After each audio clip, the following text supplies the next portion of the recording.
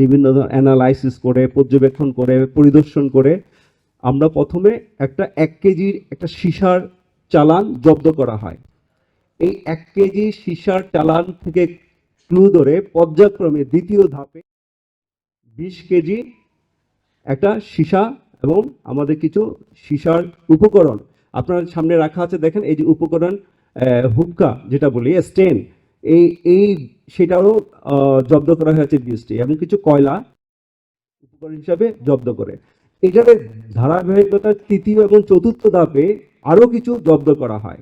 তো এইভাবে পর্যায়ক্রমে আমাদের মোট আপনার এখানে 65 কেজি 900 গ্রাম সীসা জব্দ করা হয়েছে।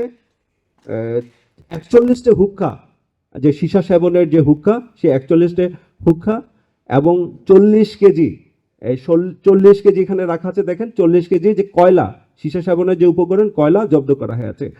এদের সাথে এই এই এই ব্যবসার সাথে, এই মাদক ব্যবসার সাথে কার্যক্রমের সাথে সম্পৃক্ত 3জনকে গ্রেপ্তার করতে সম্ভব হয়েছে। তার মধ্যে আছেন আহমেদ শরীফ এবং মেহদাদ শরীফ, এরা দুজন সহোদর। আরেকজন মাকসুদ আলম, মোহাম্মদ মাকসুদ আলম আছে এনাদেরকে। আর আমাদের এই কার্যক্রমটা মূলত পরিচালনা করা হয়েছে বসুন্ধরা, এই এলাকাটা বাড্ডা বসুন্ধরা মূলত এই জোনটাতে এই কার্যক্রম করে আমাদের সফলতাটা আসছে।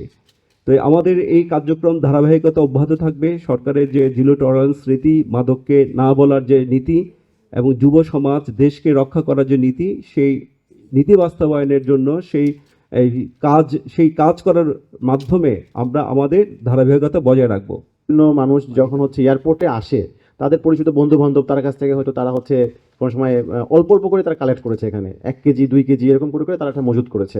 তাদের একটা সার্কেল আছে যারা ফ্রিকুয়েন্টলি ট্রাভেল করে, তাদের মাধ্যমে তারা এটা নিয়ে এসে মজুত করে, এটা প্রাথমিকভাবে তারা জানিয়েছে। তারপর আমরা তাদের হচ্ছে মোবাইল ফোন ডিভাইস যেগুলো আমরা জব্দ করেছি, যেগুলো আমরা ফরেন্সিক করবো, আরও কি তথ্য আমরা ওই তদন্তকালীন সময় আরও বের হয়ে আসবে আসলে তাদের এই কথাটা কতটুকু সত্য আর কি।